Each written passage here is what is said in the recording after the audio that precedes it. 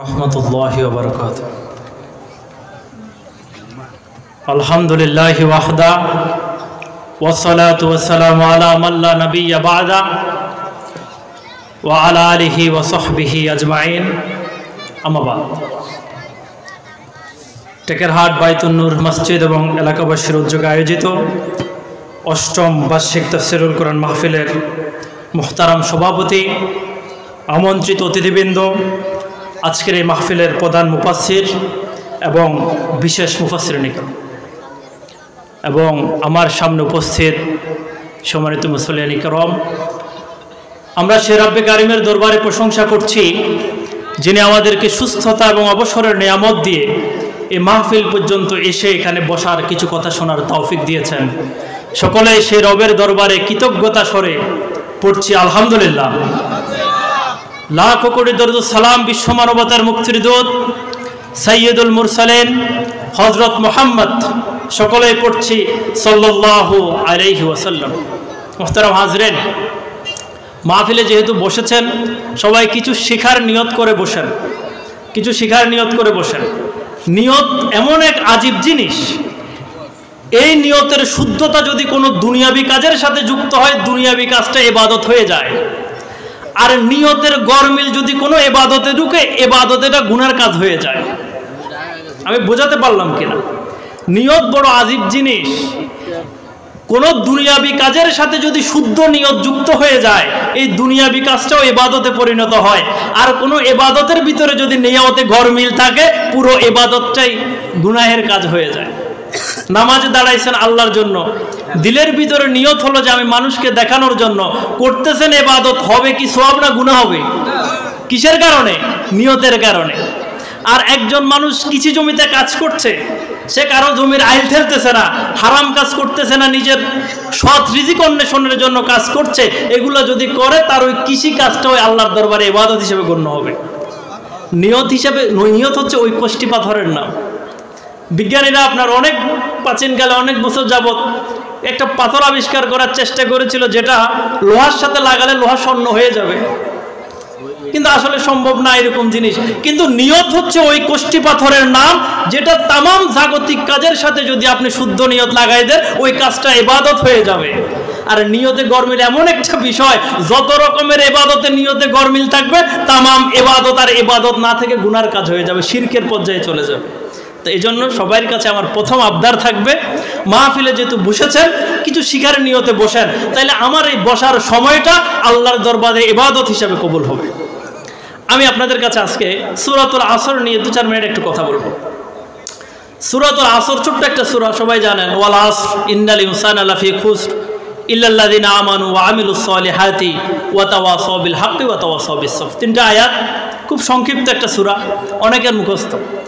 ইমাম শাফি রাহিমাহুল্লাহ বলছেন, কোন মুসলমান যদি শুধুমাত্র সূরা আসরের এই 3টা আয়াত নিয়ে চিন্তা ভাবনা করে, এই সূরা আসর থেকে শিক্ষা গ্রহণ করে, একজন মুসলমানের জন্য সূরা আসরটাই তার হেদায়েতের জন্য যথেষ্ট হবে। 3টা আয়াত, এটার ভার এত বেশি। তো এই জন্য আসেন আমরা দেখি আসলে সূরা আসরের ভিতরে কি আছে। আল্লাহ নবী সাহাবীরা যখন একে অপরের সাথে দেখা হতো, একজন আরেকজনের সাথে ফারেক হওয়ার আগে পরস্পরকে সূরা আসর মনে করিয়ে দিতেন। আমি যদি আপনাদেরকে আরো একটু খুলে বলি, পরীক্ষায় একজন ছাত্রের পাশ করার জন্য 33 মার্ক লাগে। দেখেন, A+ পাওয়ার জন্য 80 মার্ক লাগবে, A গ্রেড পাওয়ার জন্য 70 মার্ক লাগবে, কিন্তু অন্তত পাশ করার জন্য কত মার্ক লাগবে? সূরা আসর হচ্ছে এই ঈমানের পরীক্ষায় পাশ করার জন্য 33 মার্ক। মানে এটুকু না হলেই, অর্থাৎ কোন মুসলমানের অন্য কিছু না থাক, অন্তত এই সূরা আসরের যে গুণাবলীগুলো পাশ করার জন্য অন্তত এগুলো লাগবে। কথা কি বুঝতে পারলেন আমার? A+ পাওয়ার জন্য না, কিসের জন্য? পাশ করার জন্য। আচ্ছা, আল্লাহ তাআলা কি বলে? ওয়াল আসরি ইন্নাল ইনসানা লাফি খুসর। সময়ের কসম, সমস্ত মানুষ, পুরো পৃথিবীর তামাম মানুষ ক্ষতির ভিতরে নিমজ্জিত, ক্ষতির ভিতরে নিমজ্জিত। দেখেন, মানুষের সফলতা, মানুষের ব্যর্থতা তামাম কিছু নির্ভর করে সময়ের উপরে। পরীক্ষার হলে যখন একজন ছাত্র যায়, তার হাতে 3 ঘন্টা সময় আছে, সে পরীক্ষায় কতটুকু ভালো করবে বা খারাপ করবে এটা নির্ভর করে ওই 3 ঘন্টার উপর, ঠিক নয় কি?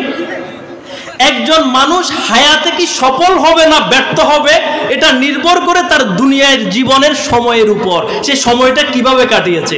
এজন্য আল্লাহ সময়ের কসম করে বলছেন ওয়াল আসর ইন্নাল ইনসানা লাফি খুসর, সময়ের কসম করে বলছি সমস্ত মানুষ ক্ষতির ভিতরে আছে। একজন মানুষ কি দেখেন, আমরা হায়াত বলতে যেটা বুঝি, আসলে হায়াতটা কি এটা একটু বুঝেন তো, সময়টা কি। একজন মানুষ তার যখন 40 বছর বয়স হয়, মানুষটা দিলে খুশি হয় যত বয়স বাড়ে যে আমার বয়স বাড়তেছে, আসলে কিন্তু বয়স বাড়ে না। একজন মানুষের জীবন থেকে 1 ঘন্টা চলে যাওয়া মানে ওই মানুষটার জীবন থেকে 1 ঘন্টা মরে যাওয়া। কথা বুঝতেছেন আমার? যে মানুষটার বয়স আজকে 40 বছর, ওই মানুষটাকে 40 বছরের জীবিত না 40 বছরের মৃত ব্যক্তি। ওই মানুষটার হায়াত থেকে 40 বছর মারা গেছে, এগুলো আর ফেরত আসবে না। হায়াতের হাকিকতটা বুঝেন, হায়াতটা কি।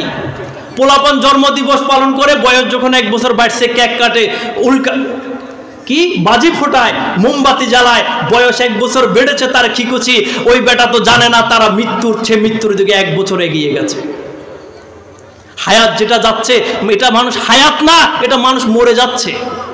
আল্লামা ফখরুদ্দিন রাজি রাহিমাহুল্লাহ বিখ্যাত মুফাসসির, তিনি বলেন আমি সূরা আসরের তাফসীর বুঝেছিলাম বরফ বিক্রেতার কাছ থেকে। বাজারে বরফ বিক্রি করতেছে আর ওই বরফ বিক্রেতা চিৎকার করে বলতেছে তোমরা কে আছো, আমার পুঁজি গলে যাচ্ছে, দ্রুত বরফ কিনে নিয়ে যাও।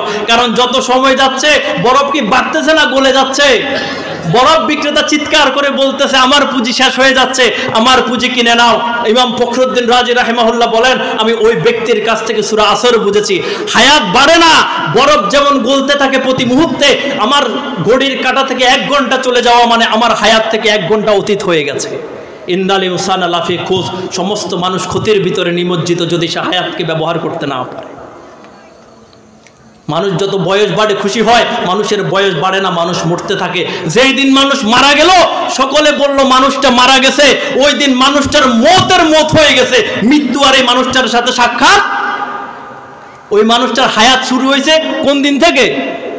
মরার সাথে সাথে যেই হায়াত শুরু হয়েছে, এই হায়াতের আর কোনো কি নাই।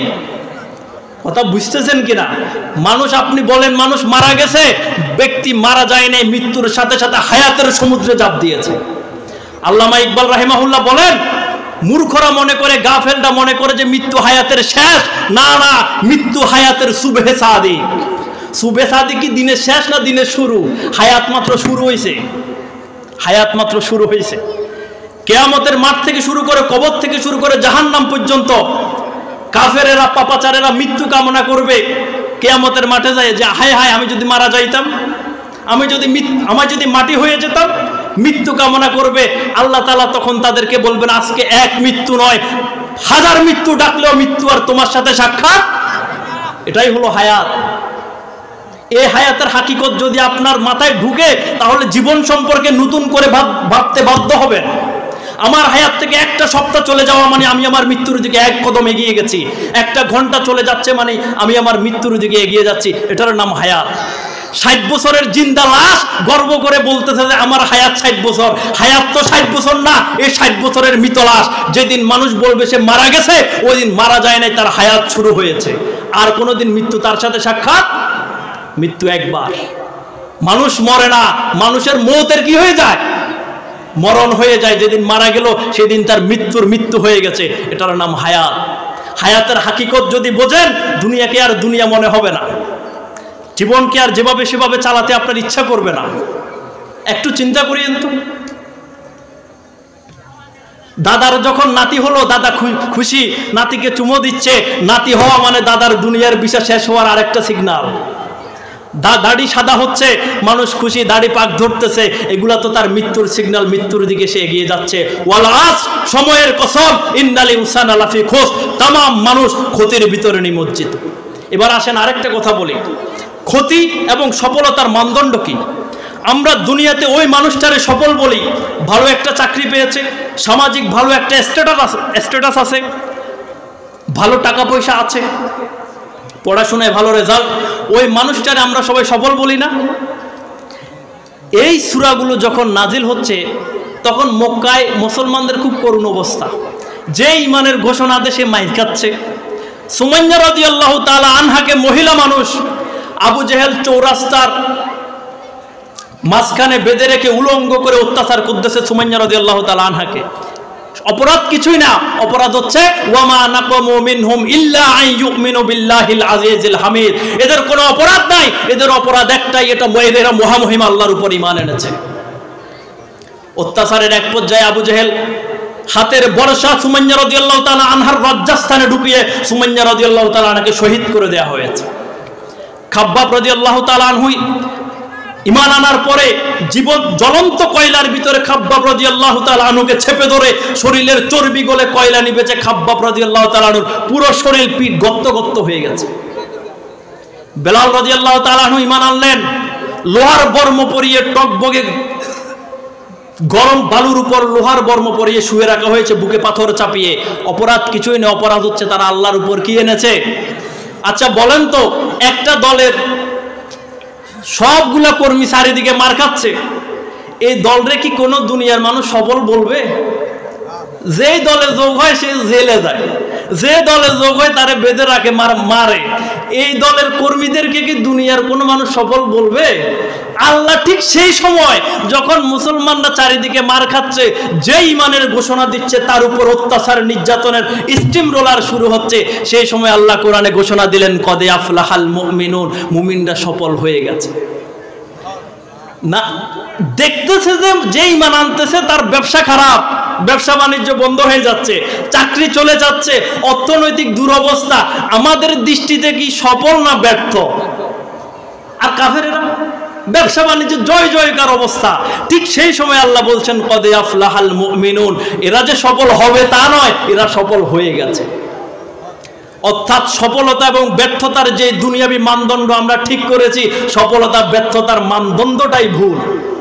আল্লাহ কি বলে কদে আফলাহাল মুমিনুন, সফলের মানদণ্ড হচ্ছে ঈমান। যে ব্যক্তি ঈমান এনেছে সেই কি হয়ে গেছে, সফল হয়ে গেছে। দুনিয়ার অমুসলিম 100,000 সেলিব্রিটিকে যদি এক পাল্লায় রাখা হয়, আমার গ্রামের একজন কৃষক যার দিলের ভিতরে ঈমান আছে তাকে যদি এক পাল্লায় রাখা হয়, ওই 1000 কোটি টাকার 100 মালিক একদিকে, আমার ওই গ্রামের ঈমানদার কৃষকটার মূল্য আল্লাহর কাছে এর চাইতে বেশি। আমাদের বড় আফসোস, আমাদের তরুণ প্রজন্ম আজকে বুকে পিঠে যাদের নাম লাগায়, যাদের ছবি সমৃদ্ধ গেঞ্জি পরে, এগুলো একটাও মুসলিমরা অমুসলিম সেলিব্রিটিদেরকে তাদের বুকে জায়গা করছে, সফল মানুষ হিসাবে, নিজের আইডল হিসাবে গ্রহণ করেছে। আল্লাহর দৃষ্টিতে, ইসলামের দৃষ্টিতে যারা সবচেয়ে ব্যর্থ, মুসলমানরা ব্যর্থদের পিছনে দৌড়াচ্ছে, অথচ যার দিলের ভিতরে ঈমান আছে সে ওই সমস্ত অমুসলিম 1000 সেলিব্রিটির চাইতে আমার গ্রামের ওই ঈমানদার কৃষকটা আল্লাহর কাছে বেশি দামি। তার কাছে টাকা আছে, পয়সা আছে, দন্দলত আছে, সব কিছু আছে, ঠিক আছে, কিন্তু আমাদের ভিতরে কি আছে? ঈমান আছে। আল্লাহর কাছে যার ভিতরে ঈমান আছে সেই সবচেয়ে কি ব্যক্তি? সফল ব্যক্তি। এই জন্য সফলতার মানদণ্ড হচ্ছে কি? ঈমান। সম্মানিত উপস্থিতি, যারা আমার কথা শুনছেন, যে সমস্ত তরুণ ভাইয়েরা, কোনো অমুসলিম আমাদের আইডল হতে পারে না, কারণ তারা আমাদের দৃষ্টিতে ব্যর্থ মানুষ। কোনো ব্যর্থ মানুষ কোনো মানুষের আইডল হওয়ার যোগ্যতা রাখে না। আমার আইডল হবে আমার সাহাবায়ে কেরাম, যারা দ্বীনের জন্য নিজেদের পুরো জীবন যৌবন, পুরো জীবন পর্যন্ত কোরবান করে দিয়েছিলেন, তারা হবে আমার আইডল। আমার আইডল হবে মুসলমানেরা। আল্লাহর নবী বলছেন মান তাশাব্বাহা বিকাউমিন ফাহুয়া মিনহুম, যে ব্যক্তি যার অনুকরণ করবে, যে ব্যক্তি পৃথিবীতে যাকে অনুসরণ করে চলবে, কিয়ামতের ময়দানে সে তাদের অন্তর্ভুক্ত হবে। শুধু এতটুকুই না, আল্লাহ তাআলা সফল কাদেরকে বলছেন? ফামান যুহজিহা আনিন নার ওয়া উদখিলাল জান্নাতা ফাকাদ ফাজ, যারে আল্লাহ আগুন থেকে মুক্তি দিয়ে জান্নাত দিয়ে দিয়েছেন সে ব্যক্তি সফল হয়ে গেছে। এজন্য সফলতার যে মানদণ্ড আমরা বুঝি, এটা সফলতার আসল মানদণ্ড। যে ব্যক্তি দুনিয়াতে ঈমানদার এবং পরকালে জাহান্নাম থেকে মুক্তি পেল, সেই কি হয়ে গেছে? সফল। আরেকটা আয়াতে আল্লাহ তাআলা বলেন ওয়া মান ইউতিইল্লাহা ওয়া রাসূলাহু ফাকাদ ফাযা ফাওজান আযীমা, যে ব্যক্তি আল্লাহ এবং রাসূলের আনুগত্য করলো সে মহা সাফল্য পেয়ে গেছে। এজন্য সফল কারা? যারা নিজেকে আল্লাহ এবং আল্লাহর রাসূলের কাছে সারেন্ডার করেছে। এজন্য আল্লাহ তাআলা কি বলে? সমস্ত মানুষ কিসের ভিতরে আছে? ক্ষতির ভিতরে আছে। ক্ষতি কি দুনিয়াবি যেই ক্ষতি বুঝি এই ক্ষতি? আগে ক্ষতি বুঝবেন। যার ভিতরে ঈমান নাই, 1000 কোটি টাকার মালিক হোক, আল্লাহর দৃষ্টিতে, কোরআনের দৃষ্টিতে সবচেয়ে পৃথিবীর ধনীর লিস্টে সে 1 নম্বরে আছে, কিন্তু আল্লাহর ব্যর্থর লিস্টে সে 1 নম্বরে আছে। এরপর আল্লাহ তাআলা বলেন ইল্লাল্লাযীনা আমানু, এই ক্ষতি থেকে বাঁচার জন্য 4টা গুণাবলী লাগবে। কয়টা গুণাবলী? 4টা গুণাবলী হলে এই ক্ষতিগ্রস্ত মানুষদের থেকে আমি সফল মানুষদের কাতারে যেতে পারবো। আপনারা আমার সাথে একটু কথা বলেন তো, ক্ষতি থেকে বেঁচে ক্ষতিগ্রস্ত মানুষের তালিকা থেকে সফল মানুষদের তালিকায় আসতে আমার কমপক্ষে কয়টা গুণাবলী দরকার? মুখস্থ করেন। এগুলা কি A+ পাওয়ার জন্য না কোনো মতে পাস করার জন্য? একজন মুসলমান সে কি সফল জীবনযাপন করছে নাকি ব্যর্থ জীবনযাপন করছে, এটা বোঝার জন্য প্রতিটা মানুষের জীবনকে এই 4টা কোষ্ঠী পাথরে ঘষা দিতে হবে। এই 4টা কোষ্ঠী পাথরে ঘষলে যদি তার হায়াত টিকে, সফল; না টিকলে ইল্লাল্লাযীনা আমানু। 1 নম্বর হচ্ছে তার ভিতরে ঈমান আছে কিনা। 1 নম্বর গুণাবলী কি? সফল হইতে হইলে 1 নম্বর গুণাবলী ঈমান। মুহতারাম হাজিরিন, ঈমান মানে শুধুমাত্র মুখের দাবি করা নয়, ঈমান হচ্ছে একটা বেচা কিনারও না। বেচা কিনা কারে বলে? দোকানদারকে টাকা দিয়েছেন, দোকানদার আপনার মাল দিয়েছে, এটার নামই তো বেচা কিনা। এই ঈমান হচ্ছে একটা কিসের নাম? বেচা কিনার নাম। কি বেচবেন আর কি কিনবেন? ইন্নাল্লাহা আশতারা মিনাল মুমিনিনা আনফুসাহুম ওয়া আমওয়ালাহুম বিআন্না লাহুমুল জান্নাহ। মুমিন হচ্ছে তারা যাদের নিজেদের জান এবং মাল আল্লাহর কাছে জান্নাতের বিনিময়ে বিক্রি করে দিয়েছে। এই বেচা বিক্রির নাম হলো যে কি? কান খাড়া করে শুনেন, আমার সময় কম, সংক্ষেপে বলে যাচ্ছি। একজন মুসলমান সে যদি নামাজি হয়, সে যদি যাকাত দেয়, সে যদি হজ করে, যতক্ষণ পর্যন্ত কোনো ব্যক্তি তার পুরো জিন্দেগি আল্লাহর আনুগত্যে সুপর্দ না করছে, ততক্ষণ পর্যন্ত সে মুসলমান হতে পারে না। নামাজের 1.5 ঘন্টা নয়, বছরে একবার যাকাত নয়, জীবনে একবার হজ নয়, যতক্ষণ পর্যন্ত একজন মানুষ তার হায়াতের 24 ঘন্টা তার পুরো জিন্দেগি আল্লাহর কাছে সুপর্দ না করে, আল্লাহর আনুগত্যের ভিতরে না দেয়, ততক্ষণ পর্যন্ত সে মুসলমান হতে পারবে না। মুসলমান হতে পারবে না। আজকে আমাদেরকে বলা হয়, ফেসবুক খুলেন, আমাদের নেতারাই বলে ধর্ম আর রাজনীতি আলাদা, ধর্ম আর রাজনীতি আলাদা। এই কথা তারাই বলে যাদের ইসলাম সম্পর্কে কোনো জ্ঞান তাদের নাই। মুসলমানের জীবন যতটুকু গিয়েছে, একজন মানুষের হায়াত যে পর্যন্ত পৌঁছতে পারে, ইসলাম সেই পর্যন্ত কথা বলে। মানুষের হায়াত যদি রাজনীতি পর্যন্ত যায়, ইসলাম রাজনীতি নিয়ে কথা বলে। মানুষ পরিবারে আছে, পরিবার নিয়ে ইসলাম কথা বলে। একজন মানুষের হায়াত যত জায়গায় পৌঁছতে পারে, ইসলাম ঠিক তত জায়গায় কথা বলে। রাজনীতি কি জীবনের বাইরে? আমাদের মুসলমানের ছেলেরা বলে যে ধর্মের জায়গায় ধর্ম, রাজনীতির জায়গায় রাজনীতি। ওয়ামান ইয়াবতাগি গায়রাল ইসলাম দীনা ফালান ইউকবালা মিনহু ওয়া হুয়া ফিল আখিরাতি মিনাল খাসিরিন। যে ব্যক্তি ইসলাম ছাড়া অন্য কোন জীবন ব্যবস্থা, অন্য কোন আদর্শ তালাশ করবে, ফালান ইউকবালা মিনহু ওয়া হুয়া ফিল আখিরাতি মিনাল খাসিরিন, তার কোন আমল আল্লাহর কাছে গ্রহণযোগ্য হবে না। ওয়া হুয়া ফিল আখিরাতি মিনাল খাসিরিন, সে আখিরাতে ক্ষতিগ্রস্তদের অন্তর্ভুক্ত হবে। এজন্য আমার জীবনের পরিবার নীতি, আমার জীবনের রাজনীতি, আমার জীবনের অর্থনীতি, আমার পুরো জিন্দেগি আল্লাহর কাছে সুপর্দ করলে আমি কি হতে পারবো? ইমানদার হতে পারবো। যে আল্লাহর জন্য মসজিদে সেজদা করি, আমার রাজনীতি, আমার পরিবার, আমার তামাম হায়াত যতক্ষণ পর্যন্ত ওই আল্লাহর কাছে সুপর্দ না করছি, ততক্ষণ পর্যন্ত আমি পরিপূর্ণ ইমানদার হতে। আফাগায়রা দীনিল্লাহি ইয়াবগুন, তার কি ইসলাম ছাড়া অন্য কোনো জীবন ব্যবস্থা তালাশ করে, অন্য কোনো ব্যক্তির মতাদর্শ তালাশ করে, অন্য কোনো ব্যক্তির আদর্শের সৈনিক হতে চায়? ওয়ালাহু আসলামা মান ফিস সামাওয়াতি ওয়াল আরদ তাওআন ওয়া কারাহা, অথচ আসমান জমিনের যত কিছু আছে, ইচ্ছায় হোক অনিচ্ছায় হোক, আমি আল্লাহর কাছে সারেন্ডার করেছে। একজন মুসলমান যতক্ষণ পর্যন্ত তার পুরো জিন্দেগি আল্লাহর কাছে সারেন্ডার না করছে, ততক্ষণ পর্যন্ত পূর্ণাঙ্গ ইমানদার হতে। আপনি মসজিদে গিয়ে আল্লাহর সিজদা করবেন, আপনার রাজনীতির আল্লাহ হবে আরেকজন, আপনার ব্যবসা বাণিজ্যের আল্লাহ হবে আরেকজন, আপনার পরিবারের আল্লাহ হবে আরেকজন। এই জাতের মুনাফিক, এটা ঈমানের কোনো লক্ষণ হতে পারে না, এটা মুনাফিকের লক্ষণ। মুসলমানের জীবন বিভাজন করতে পারে। 1 নম্বর গুণাবলী কি লাগবে? ঈমান। 2 নম্বর ওয়া আমিলুস সলিহাত, তার নেক কাজ করা লাগবে। নেক কাজ মানে মুসলমানের পুরো জিন্দেগিটাই নেক কাজ। আমি আপনাদেরকে শুরুতে নিয়তের কথা বলেছি, খেয়াল করেন। আমরা জীবনে যা করি, ব্যবসা বাণিজ্য, পরিবার, সমাজ, রাজনীতি, এগুলা যদি আল্লাহর নিয়ম মোতাবেক হয়, এগুলা সবগুলো কি হয়ে যাবে? আমলে সলে, ইবাদত হয়ে যাবে। ব্যবসা বাণিজ্য করছেন, ওজনে যদি কম না দেন, পণ্যে যদি বেজাল না মিশান, মিথ্যা কথা যদি না বলেন, ব্যবসার দোকানে যতক্ষণ বসে আছেন, ওই সময়টা আমল নামায় কি হিসেবে লিপিবদ্ধ হবে? ইবাদত। এর চাইতে বড় অফার আর কি? যতক্ষণ কৃষক জমিতে কাজ করছে, সে যদি কারো আইল না কাটে, কারো ক্ষতি না করে, এবং সে যদি আল্লাহর কোনো হুকুম লঙ্ঘন না করে যতক্ষণ জমিতে আছে ততক্ষণ কি হিসাবে লেখা হচ্ছে আমলনামায়? ইবাদত হিসাবে। ওয়া আমিলুস সলিহাত, তাদের 2 নম্বর গুণাবলী হচ্ছে তারা নেক কাজ করে, তারা পুরো জিন্দেগিটা ইবাদত দিয়ে সাজায়। মুহতারাম হাজিরিন, আপনাদের কদমে আমার অনুরোধ, ইসলামটাকে একটু বোঝার চেষ্টা করবেন। ইসলাম আমার কাছে কি চায়, ঈমান আমার কাছে কি দাবি করে। আমাদের সমাজের দিকে, আমাদের ব্যক্তিদের দিকে তাকালে এটা কোনো মুসলিম সমাজ বলে মনে হয় না।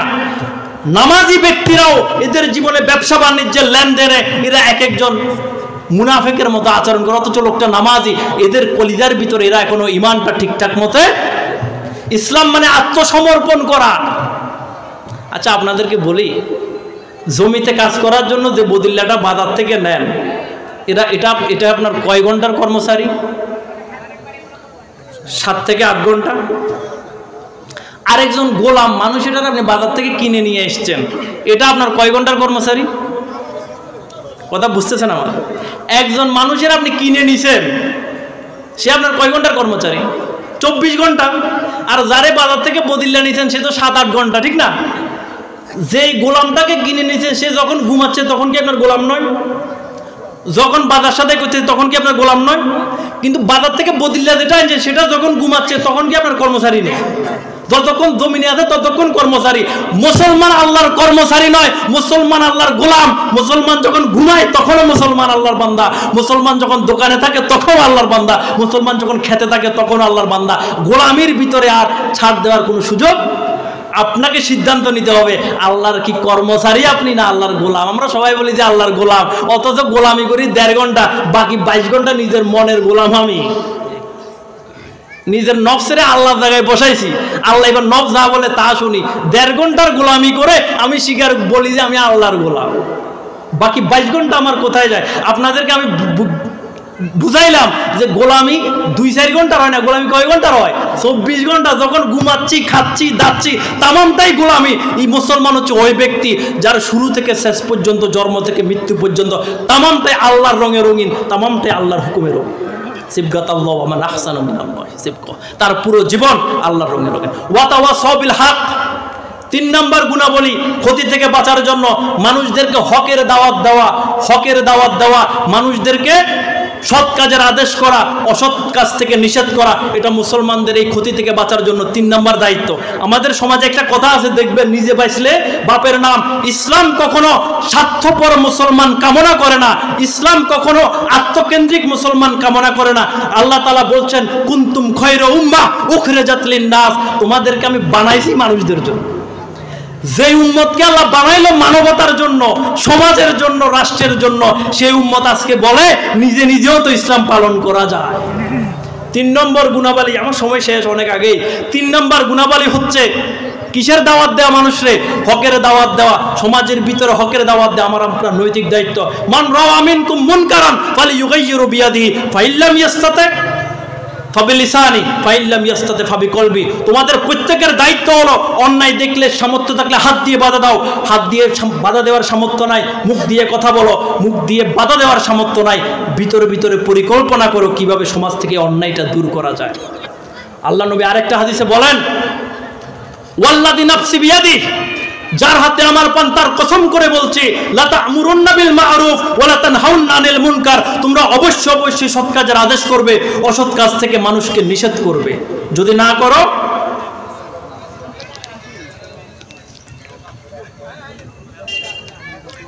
ইউশিকান্নাল্লাহু আন ইয়াবআসা আলাইকুম আযাবাম মিন ইনদি, যদি মানুষকে সৎ কাজের আদেশ না করো, অসৎ কাজের নিষেধ না করো, আল্লাহ তাআলা শীঘ্রই তার পক্ষ থেকে তোমাদের উপর আযাব নাজিল করবেন। তোমাদেরকে পরিত্যাগ করা হবে এবং তোমাদের কোনো দোয়া আল্লাহর দরবারে কবুল হবে না।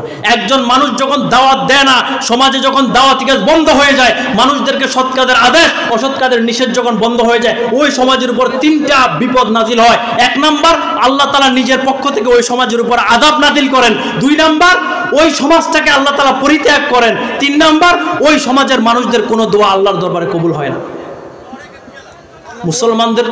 মুসলমান তরুণ প্রজন্ম ব্যাট বলার, মোবাইল স্ক্রিনে হায়াত, এতটুকুর ভিতরে সীমাবদ্ধ। সমাজ নিয়ে, রাষ্ট্র নিয়ে তার কোনো মাথা ব্যথা নাই। সে বলে যে আমি ভালো থাকলে দুনিয়া ভালো। এটা কোনো মুসলমানের কাজ হতে পারে না। বিংশ শতাব্দীর শ্রেষ্ঠ মুজাদ্দিদ সৈয়দ আবুল আলা মাওদুদী রাহিমাহুল্লাহ বলেন, ইসলামের এই বিধান নফসের গোলাম আর দুনিয়া পূজারী মেরুদণ্ডহীনদের জন্য পৃথিবীতে আসে নাই। ইসলামের এই বিধান খটকুটার মতো বাতাসে উড়ে যাওয়া, কীটপতঙ্গের মতো সমুদ্রের স্রোতে ভেসে যাওয়া কাপুরুষদের জন্য ইসলামের এই বিধান দুনিয়াতে আসে নাই। মাওলানা আরো বলেন, দুনিয়া যেই রঙের সেই রঙে রঙিন হওয়া রংহীনদের জন্য ইসলামের এই বিধান পৃথিবীতে আগমন করে নাই।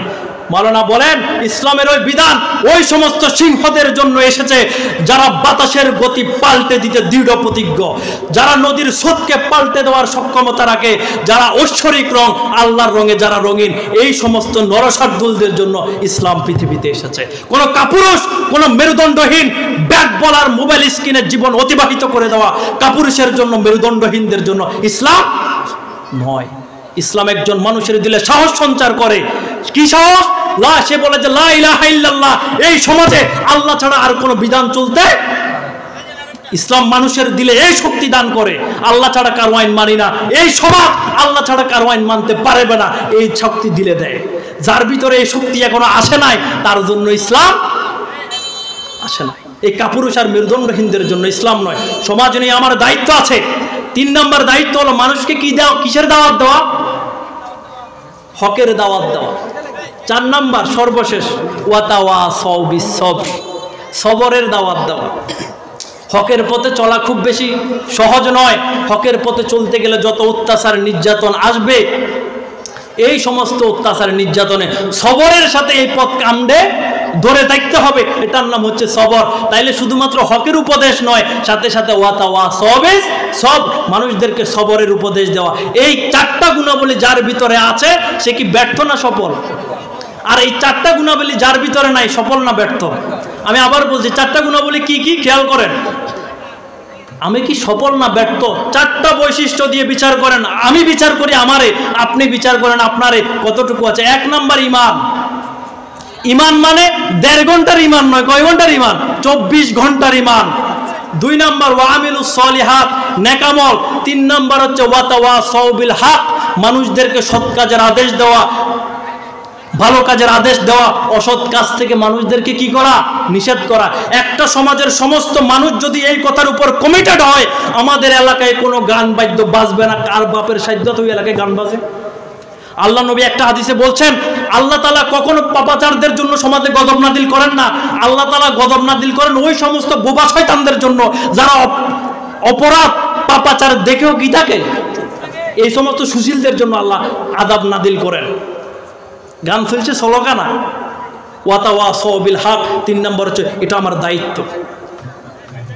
রাষ্ট্র যদি ইসলাম অনুযায়ী না থাকে, আমি রাষ্ট্রে ওই হকের তা'মুরুনা বিল মা'রুফ ওয়া তানহাউনা আনিল মুনকার, সৎ কাজের আদেশ এবং অসৎ কাজকে এটা কায়েম করার জন্য আমাকে রাষ্ট্রেও ইসলাম নিয়ে যাওয়ার জন্য চেষ্টা করতে হবে। এটা আমাদের দায়িত্ব। কারণ আমি আপনাদেরকে আগে বলেছি, ইসলাম রাষ্ট্র থেকে আলাদা। ইসলাম ওইখানে পর্যন্ত কথা বলে। যারা আজকে বলে যে ইসলাম রাজনীতি আলাদা, এরা মূলত ওই যে বোতল খাওয়া জায়েজ করার জন্য রাজনীতি থেকে ইসলামকে আলাদা করতে চায়। কারণ রাজনীতি আর ইসলাম যদি একসাথে থাকে, এদের আর দুর্নীতি, বোতল খাওয়া, নারী নিয়ে আড্ডা দেওয়া সম্ভব। দেখবেন সমাজে যারা পাপাচার, চরিত্র ঠিক নাই, মদ গাঁজা খায়, এগুলারে হালাল করার জন্য রাজনীতির লেভেল লাগায়। এটা অমুক দলের অমুক, মানে এর কাজগুলো হালাল, সমাজে কেউ তার দিকে আঙ্গুল তুলতে পারবে না। কথা বুঝতেছেন আমার? অপকর্মকে হালাল করার জন্য রাজনীতির লেভেল আটে।